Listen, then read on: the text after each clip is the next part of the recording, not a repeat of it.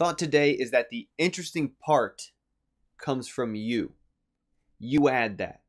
Okay, it's not something you look for where you're looking, it's what you put there. Now, simplest example of this is if I grab this little blank journal, right? I mean, this is a old, empty pages, and we might look at this and see this as boring, but I don't think it's any exaggeration to say like your favorite story, the most personal story you could imagine, could be in here if you write it there, right? You come up with the characters, you come up with what happens to them.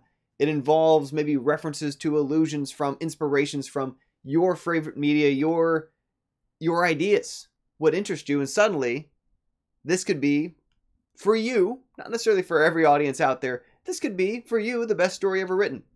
It's just not in there yet, right? Or I mean, take a pretty simple example here of a blank piece of paper, blank canvas, popularly, whether we're drawing art, whether we are printing something on it, whatever it might be. It again, what makes it interesting is what comes from you.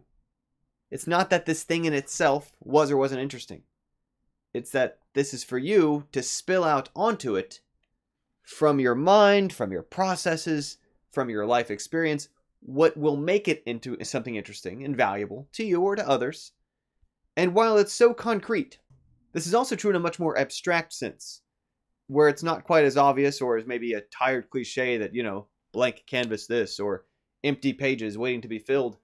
When we think in terms of the ways that when we see a group we might participate in, when we see an organization we might join, when we see a program we might participate in, we see a team, a company that we might become part of, it's important to realize that in a certain way, granted, there's some momentum there, some direction there, there's other intelligent voices involved, but part of what we have to picture is what's going to really make that interesting to us in a way that resonates with us might be the degree to which we take parts of ourselves and bring it to that, right? We can think about how we can improve a team by our being a part of it, our ability to improve a company by being a part of it, in part by giving it part of ourselves, in the same way as we put part of ourselves in a story we write, put ourselves in a picture we draw, something we print out from the computer, whatever it may be.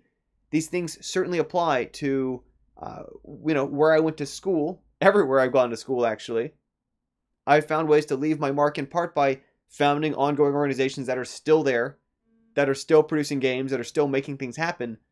But that was not something that was there when I got there. That was seeing an opportunity for how can I bring a part of myself here in a way that's going to help me get more out of it and help, for that matter, others get more out of it too. And so I think it's a healthy perspective to keep in mind that the interesting part is what you bring to it. And what I like about this is that can change our attitude about how we find interesting things in our lives. That rather than me trying to constantly look out for where is something that's already a baked product, a finished thing, something to entertain me, we can begin looking around ourselves to see where's there room for me to go there and matter that I'm me? Where is there room for me to go and make a difference? Where is there something where I can really put part of myself into it?